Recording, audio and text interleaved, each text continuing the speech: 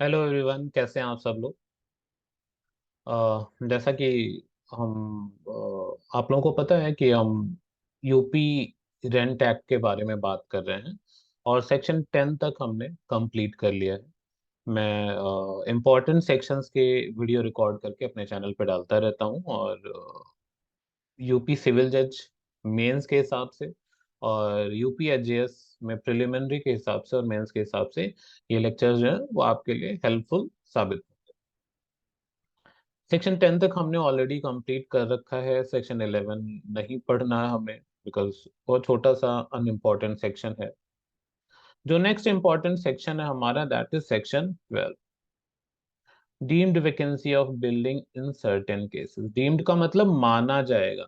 कब कोई कुछ, सेक्शन 12 बात करता है कुछ खास सिचुएशन के बारे में, कुछ खास कंडीशंस के बारे में, जहां पे एक बिल्डिंग खाली मानी जाएगी। मान लिया जाएगा कि टीनेंट ने उस बिल्डिंग को वकेट कर दिया है, खाली कर दिया है।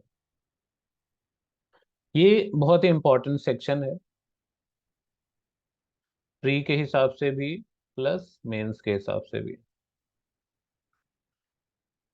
तो इसको बहुत ध्यान से पढ़ना है, हालांकि कुछ खास है नहीं, बहुत छोटे छोटे पॉइंट्स हैं। उन पॉइंट्स को ही आपको दिमाग में अपने फिक्स करना है। आइए देखते हैं कब कोई बिल्डिंग खाली मानी जाएगी।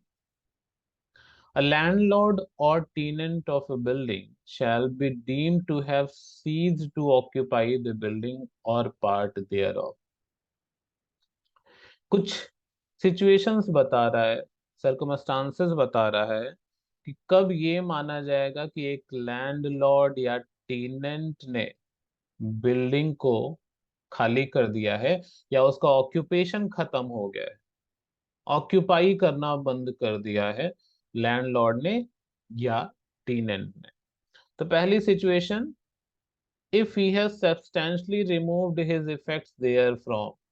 Substantially removed his effects therefrom का मतलब लैंडलॉर्ड या टेनेंट ने अपना सारा सामान उस बिल्डिंग से हटा लिया है, पोजीशन छोड़ दिया है। अगर मैं और भी सिंपल लैंग्वेज में बात करूं तो लैंडलॉर्ड या टेनेंट जैसा भी सिचुएशन है, जिसके भी ऑक्यूपेंसी में वो बिल्डिंग है, उसने अपना पोजीशन छोड़ दिया। जो भी उसकी बिलोंगिंग्स थी, जो भी उसका सामान था, वो सब कुछ हटा लिया। तो मान लिया जाएगा कि बिल्डिंग वेकेट हो गई, खाली हो गई, deemed vacancy. Second, he has allowed it to be occupied by any person who is not member of his family। ये प्री में आता है। जो भी व्यक्ति, चाहे वो लैंडलॉर्ड या टेनेंट, जो भी व्यक्ति उस बिल्डिंग को ऑक्यूपाई कर रहा था, उसने किसी थर्ड पर्सन को अलाउ कर दिया है ऑक्यूपाई करने के लिए। वो थर्ड पर्सन मतलब अपने अलावा किसी और व्यक्ति को उस बिल्डिंग का पोजीशन दे दिया है। और जिस व्यक्ति को पोजीशन दिया गया है वो फैमिली मेंबर नहीं। अगर लैंडलॉर्ड उस बिल्डिंग में रह रहा था तो उसने किसी ऐसे व्यक्ति को उस बिल्डिंग का पोजीशन दे दिया है, ऑक्यूपेंसी दे दी है, जो लैंडलॉर्ड का फैमिली मेंबर नहीं है। अगर टीनेंट उस बिल्डिंग में रह रहा था तो टीनेंट ने किसी ऐसे व्यक्ति को उस बिल्डिंग की ऑक्यूपेंसी दे दी है जो टीनेंट का फैमिली मेंबर नहीं है। मतलब किसी थर्ड व्यक्ति को, किसी थर्ड पर्सन को ऑक्यूपेंसी अगर बिल्डिंग की दे देते हैं तो मान लिया जाएगा आपने बिल्डिंग को खाली कर दिया, वेकेट कर दिया है। थर्ड सिचुएशन बताता है, in case of a residential building, he as well as members of his family have taken up residence, not being temporary residence elsewhere। कहीं और रेजिडेंस ले लिया। And not being temporary residence का मतलब permanent residence ले लिया। जो भी व्यक्ति उस बिल्डिंग में रह रहा था, चाहे वो लैंडलॉर्ड था या टेनेंट था या उसके किसी फैमिली मेंबर ने कहीं और पे कोई परमानेंट, नॉट बीइंग टेम्परेरी लिखा है ना, that means permanent, permanent residence ले लिया है। तो मान लिया जाए भाई आप एक जगह किराए पे रह रहे हैं और आपका कहीं अपना खुद का मकान हो गया, परमानेंट रेजिडेंस हो गया, तो मान लिया जाएगा आपने किराए वाला खाली करके परमानेंट वाले में चले जाएंगे। हर कोई यही करता है। जब आपका अपना खुद का मकान है तो आप किराए पे क्यों रहे। उसी थ्योरी पे ये बेस्ड है। कि जो व्यक्ति उस मकान में किराए पे रह रहा था, या तो वो खुद या तो उसका कोई फैमिली मेंबर कहीं और पे अगर कोई परमानेंट रेजिडेंस ले लेता है, तो जो किराए वाला मकान है, जो किराए वाली बिल्डिंग है, वो डीम्ड वेकेंट मानी जाएगी। तो इस तरीके से हमने 3 सिचुएशन अभी तक देखी हैं कि सब्सटेंशियली रिमूव्ड हिज इफेक्ट्स, मतलब पोजीशन छोड़ दिया है, खाली कर दिया है, किसी थर्ड पर्सन को ऑक्यूपेंसी दे दिया है, या कहीं परमानेंट रेजिडेंस अक्वायर कर लिया। तो इस सिचुएशन में बिल्डिंग जो है वो डीम्ड वेकेंट मानी जाएगी, मान लिया जाएगा व्यक्ति ने खाली कर दिया। सेकेंड क्लॉज क्या कहता है? In case of non residential building, second clause कौन से बिल्डिंग के बारे में बात करता है? Non residential, where a tenant carrying on business in the building admits a person who is not a member of his family as partner or a new partner, as the case may be, the tenant shall be deemed to have ceased to occupy the building. जहां पे बता रहा है building business purpose के लिए use किया जा रहा है, नॉन रेजिडेंशियल पर्पस के लिए यूज किया जा रहा है, और जो व्यक्ति उस बिल्डिंग को यूज कर रहा है उसने किसी थर्ड पर्सन को अपने बिजनेस में पार्टनर बना लिया है, फैमिली मेंबर को नहीं बनाया, किसी थर्ड पर्सन को अपने बिजनेस में पार्टनर बना लिया गया, तो मान लिया जाएगा कि उस व्यक्ति ने बिल्डिंग को वैकेट कर दिया, उसकी जो ऑक्यूपेंसी है वो खत्म मान ली जाएगी। अब दो हो गए ना, दो पार्टनर्स हो गए इसमें, अकेला वही तो रह नहीं गया, एक पार्टनर और आ गया बिल्डिंग में, बिजनेस में। तो यहाँ पे बिल्डिंग नॉन रेजिडेंशियल है, बिजनेस पर्पसेस के लिए यूज किया जा रहा है, और वो व्यक्ति जो उस बिल्डिंग को यूज कर रहा है, अगर बिजनेस में उसने अपने फैमिली मेंबर के अलावा किसी थर्ड पर्सन को पार्टनर बना लिया, तो मान लिया जाएगा कि उस व्यक्ति की टेनेंसी या ऑक्यूपेंसी खत्म हो गई है उस बिल्डिंग में, डीम्ड वैकेंसी मान ली जाएगी। Third clause, in case of residential building, if the tenant or any member of his family builds or otherwise acquires in a vacant state or get vacated a residential building in the same city. Residential building है कोई,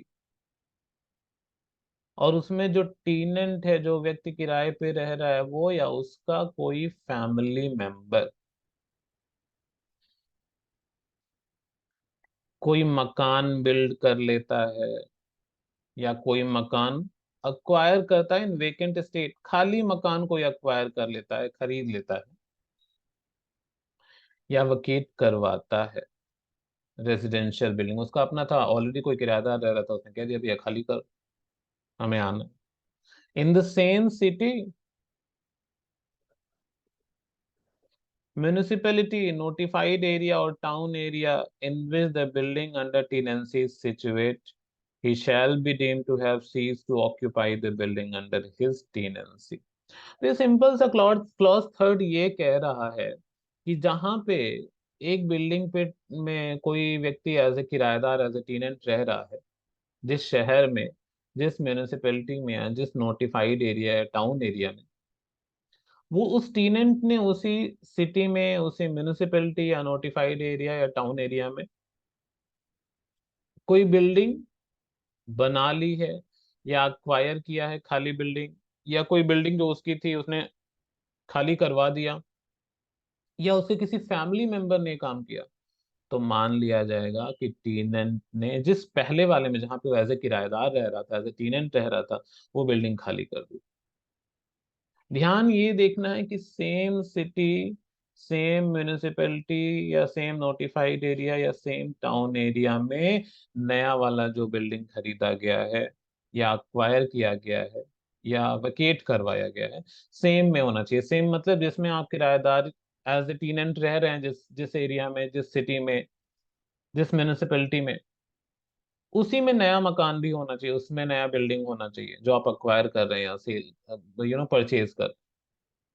तो मान लिया जाएगा जिस building में आप as a tenant रह रहे थे वो खाली हो गया, आपने खाली कर दिया है। Provided that if the tenant or any member of his family had built any such residential building before the date of commencement of this act, tenant ने या उसके फैमिली मेंबर ने बिल्डिंग कब बनाया? इस एक्ट के आने से पहले।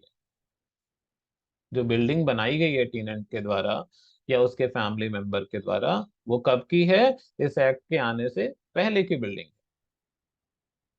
Then such tenant shall be deemed to have ceased to occupy the building under his tenancy upon the expiration of period of 1 year from the said date. Free का question है, ध्यान रखेंगे। ये क्या कह रहा है? ऊपर वाला हमने अभी पढ़ा कि अगर सेम एरिया, सेम सिटी में, सेम म्यूनिसिपैलिटी में, same notified area, town area में, जिसमें टेनेंट ऑलरेडी किराए पे रह रहा था एक बिल्डिंग पे, अगर उसी एरिया में टेनेंट या उसका कोई फैमिली मेंबर कोई नया बिल्डिंग अक्वायर कर लेता है, परचेज कर लेता है, या किसी और तरीके से भी वो परमानेंट ले लेता है बिल्डिंग को, तो माना जाएगा कि जिस बिल्डिंग में वो किराए पे रहा था वो खाली हो जाएगी। उसने खाली कर दी।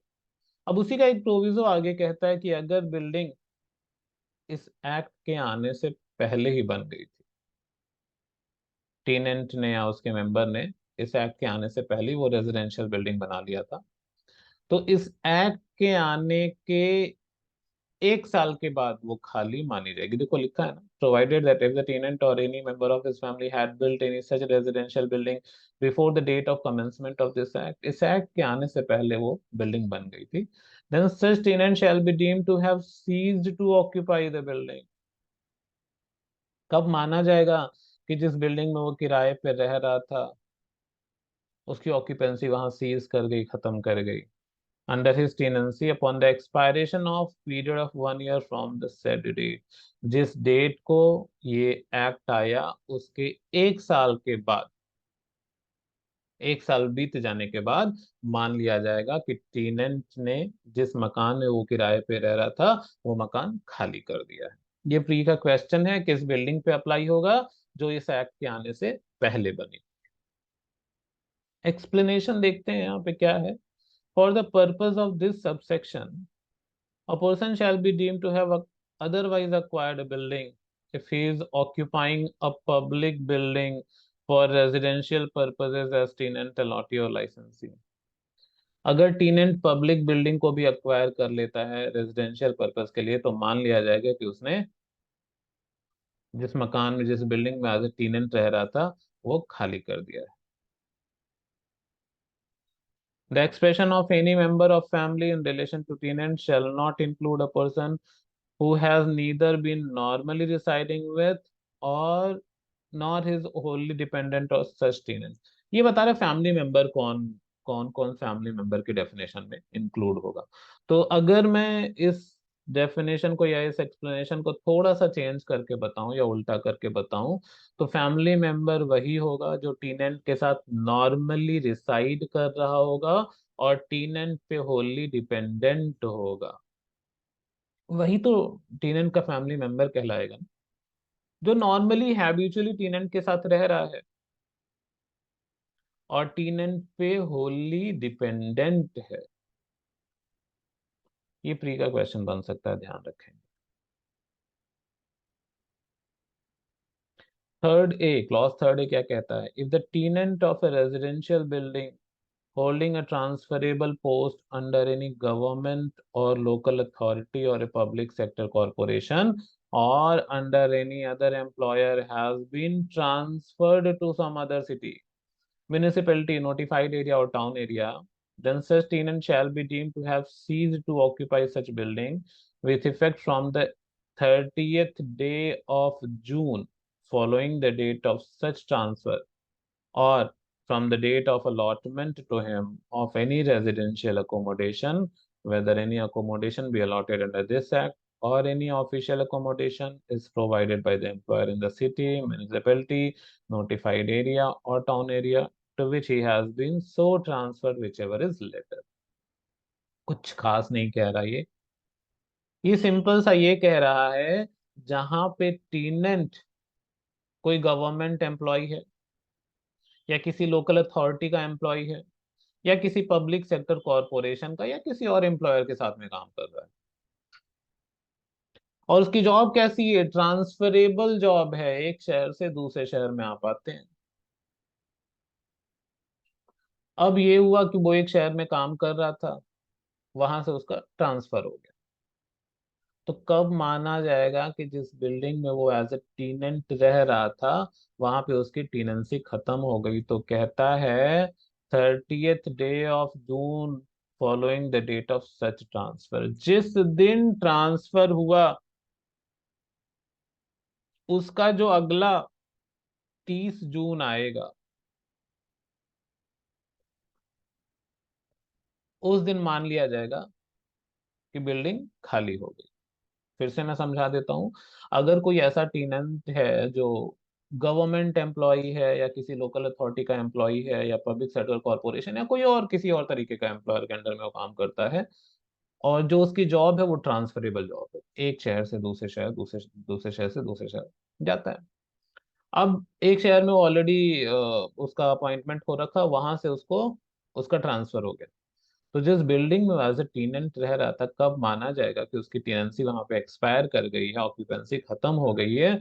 तो कहता है with effect from the 30th day of June following the date of such transfer. जिस डेट को ट्रांसफर हुआ है, उसका जो अगला 30 जून आएगा, उस डेट से मान लिया जाएगा कि टेनेंसी उसकी सीज कर दी, खत्म कर दी गई। और from the date of allotment to him of any residential accommodation, या तो जिस नए शहर में वो गया है, जिस नई जगह पे गया है, जिस दिन उसको नई बिल्डिंग अलॉट हो जाएगी, विच एवर इज लेटर, जो भी बाद में हुआ है, जो भी लेटर स्टेज पे हुआ, उस दिन से मान लिया जाएगा कि पुरानी बिल्डिंग में उसकी टेनेंसी खत्म हो गई, सीज हो गई। दो सिचुएशन दिया है। या तो जिस दिन ट्रांसफर हुआ है, उस दिन से जो अगला 30 जून आएगा, उस 30 जून को मान लिया जाएगा कि टेनेंसी बिल्डिंग की खत्म हो गई है। या जहां पे ट्रांसफर हुआ उस एम्प्लॉय का, वहां पे जब उसे नया रेजिडेंशियल बिल्डिंग अलॉट हो जाएगा, तो उस डेट को पुराने वाले में, पुरानी बिल्डिंग में उसका टेनेंसी खत्म मान लिया जाएगा। क्लॉज 3B देखते हैं क्या कहता है। If the tenant of a residential building is engaged in any profession, trade, calling, or employment in any city, municipality, notified area, or town area in which the said building is situate, and such engagement ceases for any reason whatsoever, and he is landlord or any other building in any other city, municipality, notified area, or town area, then such tenant shall be deemed to have ceased to occupy the first mentioned building with effect from the date on which he obtains vacant possession of the last mentioned building, what whether as result of proceedings under section 21 or otherwise। कुछ नहीं कह रहा, ये भी कह रहा है कि जो टेनेंट है वो एक शहर में काम कर रहा है, म्यूनिसिपैलिटी, नोटिफाइड एरिया और टाउन एरिया में, और उसका दूसरे municipality, city, notified area, town area में अपना खुद का बिल्डिंग है। जिस एरिया में वो काम कर रहा है, वहां पे उसका प्रोफेशन सीज कर गया, मतलब या तो उसको निकाल दिया गया या रिटायर हो गया, जो कुछ भी है, उसकी एम्प्लॉयमेंट चली गई, उसकी जॉब चली गई।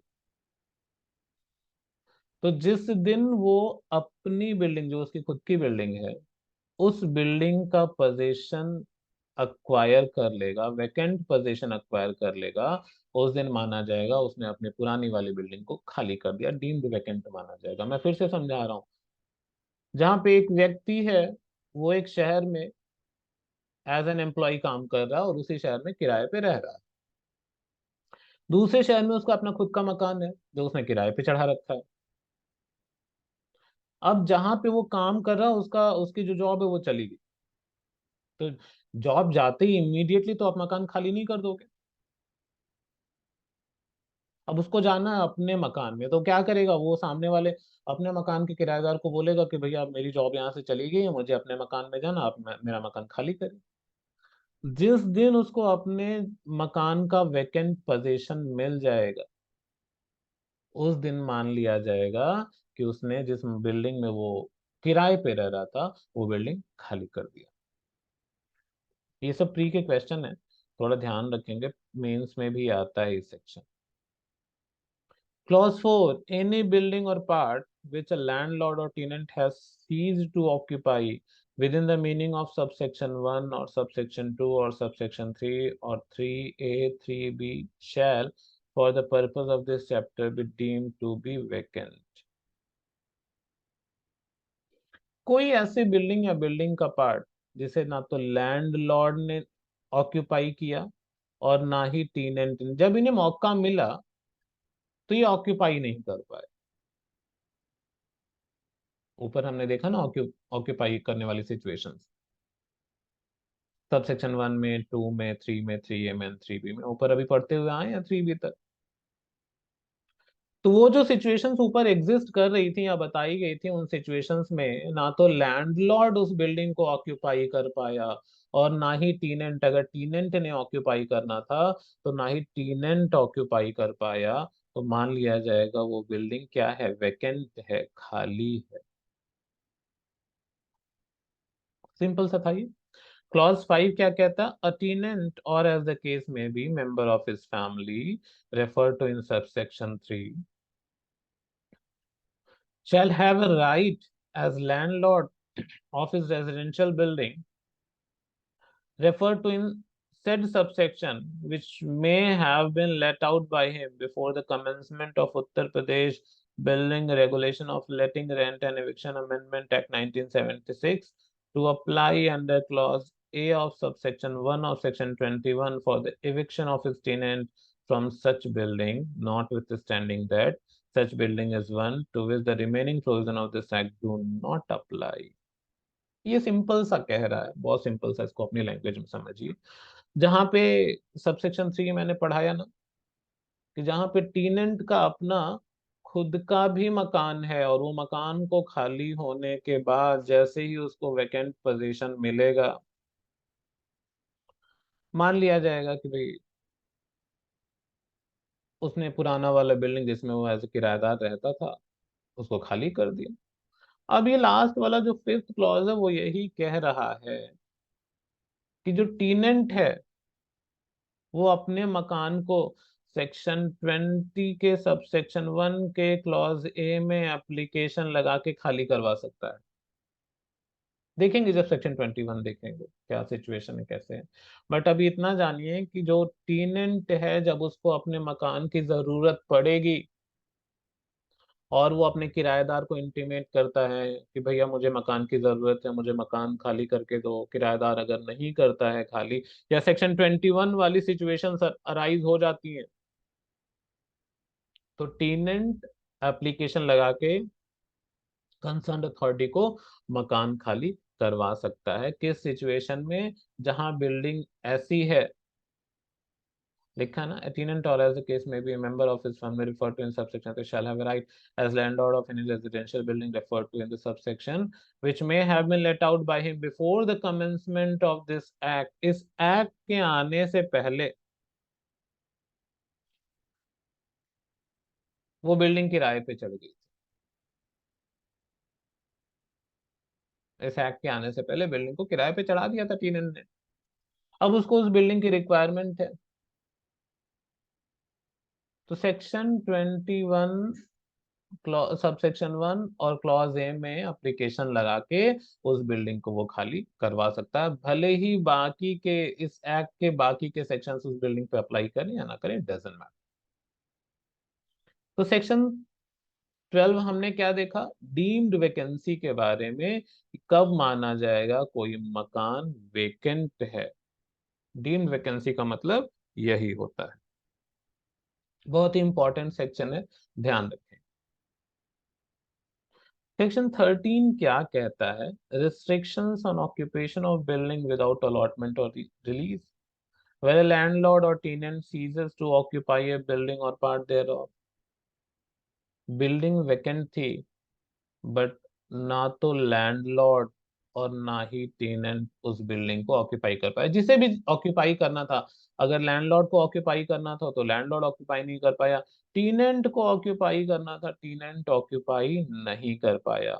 No person shall occupy it in any capacity, bar लगा दिया, देखिए तो नहीं। No person shall occupy it in any capacity on his behalf or otherwise than under an order of allotment or release under Section 16. And if a person so purports to occupy it, he shall, without prejudice to the provisions of Section 31, be deemed to be an unauthorized occupant of such building or part. Pre का question। बड़ी simple सी बात कहता है, जहां पे building vacant थी, अगर टीनेंट को ऑक्यूपाई करना था तो टीनेंट ऑक्यूपाई नहीं कर पाया, अगर लैंडलॉर्ड को ऑक्यूपाई करना था तो लैंडलॉर्ड ऑक्यूपाई नहीं कर पाया उस बिल्डिंग। तो अगर आप ऑक्यूपाई नहीं कर पाएंगे तो बिल्डिंग वैकेंट मानी जाएगी, और उसके बाद सेक्शन 16 में या तो उसका अलॉटमेंट होगा तब आप ऑक्यूपाई कर पाएंगे, या तो रिलीज अगर लैंडलॉर्ड के फेवर में होगा तो लैंडलॉर्ड ऑक्यूपाई कर पाएगा। और कोई तरीका नहीं है उस बिल्डिंग को ऑक्यूपाई करने का। देखिए, एक सीधी सिंपल सी बात बताऊं, ये सब लिखने वाली बातें हैं, ऐसा अगर आप देखेंगे प्रैक्टिकल लाइफ में तो ज्यादा फॉलो नहीं होता ये सब कुछ, बट हमें पढ़ना है एग्जामिनेशन पॉइंट ऑफ व्यू से, तो हम पढ़ रहे हैं इन चीजों को। तो अगर कोई डीम्ड वैकेंट या कोई भी वैकेंट बिल्डिंग है जिसे जब लैंडलॉर्ड को ऑक्यूपाई करना था वो नहीं कर पाया, या टेनेंट को ऑक्यूपाई करना था वो नहीं कर पाया, तो जब सेक्शन 16 में या तो अलॉटमेंट ऑर्डर के थ्रू या रिलीज ऑर्डर के थ्रू ही उस बिल्डिंग को ऑक्यूपाई किया जा सकता है टीनेंट या लैंडलॉर्ड के द्वारा। इसके अलावा कोई और तरीका नहीं है ऑक्यूपाई करने का। और अगर कोई भी व्यक्ति बिना सेक्शन 16 के ऑर्डर के ऑक्यूपाई करता है तो वो अनऑथराइज्ड ऑक्यूपेंट माना जाएगा, बिना अथॉरिटी के उसने ऑक्यूपाई कर लिया है, तो अनऑथराइज्ड ऑक्यूपेंट माना जाएगा।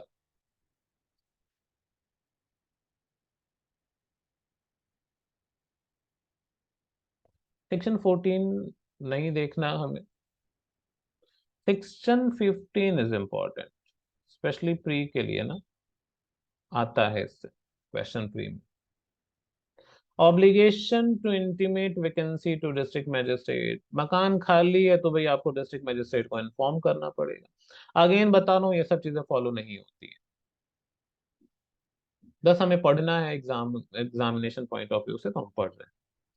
एवरी लैंडलॉर्ड शैल, ड्यूटी मैंडेटरी है, on A building falling vacant by his ceasing to occupy it, or by the tenant vacating it, or by release from requisition, or in any other manner whatsoever, gives notice of the vacancy in writing to the district magistrate, not later than 7 days after the occurrence of such vacancy, and such notice may at the option of the landlord be given before the occurrence of the vacancy। ये किसकी है? Landlord की duty.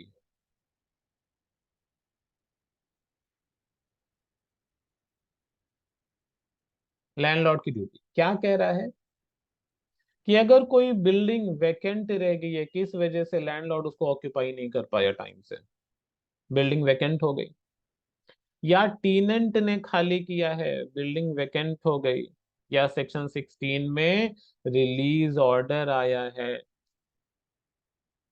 Landlord के favour में, building vacant हो गई, या किसी और रीजन से अगर बिल्डिंग वैकेंट हुई है, तो लैंडलॉर्ड की ड्यूटी है वैकेंसी के 7 दिन के अंदर, यही प्री का क्वेश्चन है, वैकेंसी के 7 दिन के अंदर लैंडलॉर्ड को एरिया के डिस्ट्रिक्ट मैजिस्ट्रेट को बताना पड़ेगा क्या, कि हमारा मकान खाली है, आप इसे किराए पे चढ़ाने के लिए किसी को अलॉट कर दीजिए, यही बताना होता है, सीधी सिंपल सी बात, बताता बताता कोई नहीं। तो अगर कोई बिल्डिंग खाली है और साथ में कहता है landlord may give this notice before the occurrence of vacancy, vacancy से पहले मतलब एडवांस नोटिस भी दे सकता है, प्री एंड पोस्ट वैकेंसी अगर मैं इसको कहूँ, लैंडलॉर्ड की ड्यूटी है, वो चाहे तो एक्चुअल वैकेंसी से पहले भी एरिया के डिस्ट्रिक्ट मैजिस्ट्रेट को नोटिस देके बता सकता है कि मकान हमारा खाली होने वाला है, आप अलॉटमेंट ऑर्डर दे सकते हैं, या जब वेकेंट हो गया मकान तो उसके 7 दिन के भीतर एरिया के डिस्ट्रिक्ट मजिस्ट्रेट को बताना पड़ेगा कि मकान खाली हो गया है, आप अलॉट कर सकते हैं। क्लॉज 2, यहाँ पे टीनेंट की ड्यूटी है। Every tenant so vacating a building shall give notice thereof in writing to the district magistrate and also to the landlord not less than 15 days before the vacancy. ये landlord sorry tenant की duty है मकान खाली करने से 15 दिन पहले। Pre का क्वेश्चन है, किसको किसको नोटिस देगा? डिस्ट्रिक्ट मैजिस्ट्रेट और लैंडलॉर्ड दोनों को नोटिस देगा।